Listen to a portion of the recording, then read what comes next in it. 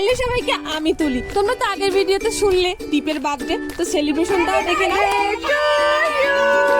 Happy birthday to you, happy birthday dear দীপকে আকাশবাজি ফাটিয়ে স্বাগত জানানো হলো। দীপের অফিসিয়াল নাম হলো চন্দ্রশেখর, তবে ওই নামে আমরা কেউ আর দীপকে ডাকি না, কারণ ওই নামটা মনেই থাকে না। আমরা দীপ বলে বলে অভ্যস্ত না, তার জন্য। দীপের স্কুল, কোচিং সবাই কিন্তু ওকে চন্দ্রশেখর নামেই চেনে, আর ওকে চন্দ্র বলে ডাকে।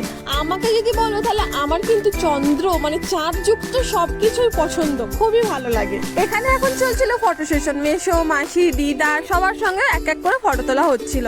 বেশ কিছুক্ষণ পরে এবার কাটা হলো কেক। কেক কাটার টাইমেও ভাই একটা তুবড়ি জ্বালিয়েছিল, তার সঙ্গে সঙ্গে রং মশালো। রং মশালটা তো বেশ অনেকক্ষণই জ্বলছিল, তার জন্য ভালো লাইটও পাওয়া যাচ্ছিল। প্রথম কেক কাটিং এর পর মাসি অল্প করে কেক নিয়ে দীপকে খাইয়ে দিয়েছিল।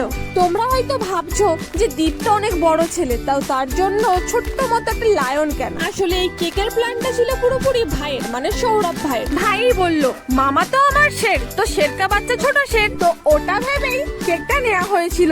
আরে এই দেখো, এদিকে একটা ইন্টারেস্টিং কাজ শুরু হয়ে গিয়েছে, গিফট আনবক্সিং। দীপ যেহেতু সবে একটা ল্যাপটপ নিয়েছে, তার জন্য পেয়ে গেছিল একটা মাউস, ওর স্টাডি টেবিলের জন্য একটা বুদ্ধদেবের মূর্তি, রাধা কৃষ্ণের স্ট্যাচু সহ একটা র্যাক, ফ্যামিলি ফটো ফ্রেম, একটা স্ট্যান্ড ফ্যান, আর স্নো পার্কে যাওয়ার ট্রিপ, আরো সবার ভালোবাসা ও আশীর্বাদ